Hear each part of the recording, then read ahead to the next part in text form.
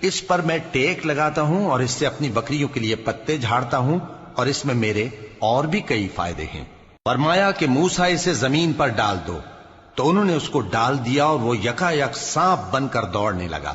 فرمایا کہ اسے پکڑ لو اور ڈرنا مت، ہم اس کو ابھی اس کی پہلی حالت پر لوٹا دیں گے، اور اپنا ہاتھ اپنی بغل میں دبا لو کہ وہ کسی عیب و بیماری کے بغیر سفید چمکتا دمکتا نکلے گا۔ یہ دوسری نشانی ہے تاکہ ہم تمہیں اپنے بڑے بڑے نشانات دکھائیں۔ تم فرعون کے پاس جاؤ کہ وہ سرکش ہو رہا ہے۔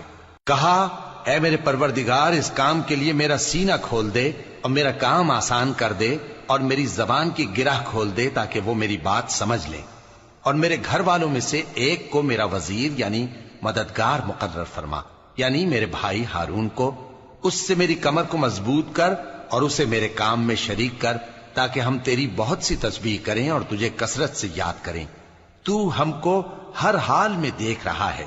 فرمایا، موسیٰ، تمہاری دعا قبول کی گئی، اور ہم نے تم پر ایک بار اور بھی احسان کیا تھا جب ہم نے تمہاری والدہ کو الہام کیا تھا جو تمہیں بتایا جاتا ہے۔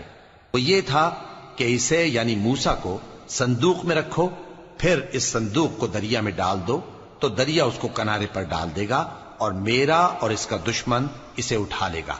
اور موسیٰ، میں نے تم پر اپنی طرف سے محبت ڈال دی، اور اس لیے کہ تم میرے سامنے پرورش پاؤ۔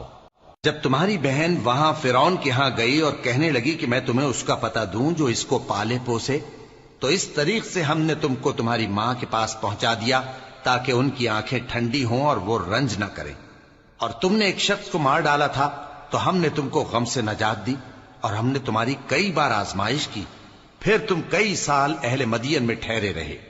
پھر اے موسیٰ، تم ایک اندازے پر آ پہنچے، اور میں نے تم کو اپنے کام کے لیے بنایا ہے، تو تم اور تمہارا بھائی دونوں ہماری نشانیاں لے کر جاؤ، اور میری یاد میں سستی نہ کرنا۔ دونوں فرعون کے پاس جاؤ کہ وہ سرکش ہو رہا ہے، اور اس سے نرمی سے بات کرنا، شاید وہ غور کرے یا ڈر جائے۔ دونوں کہنے لگے کہ اے ہمارے پروردگار، ہمیں خوف ہے کہ وہ ہم پر زیادتی کرنے لگے یا زیادہ سرکش ہو جائے۔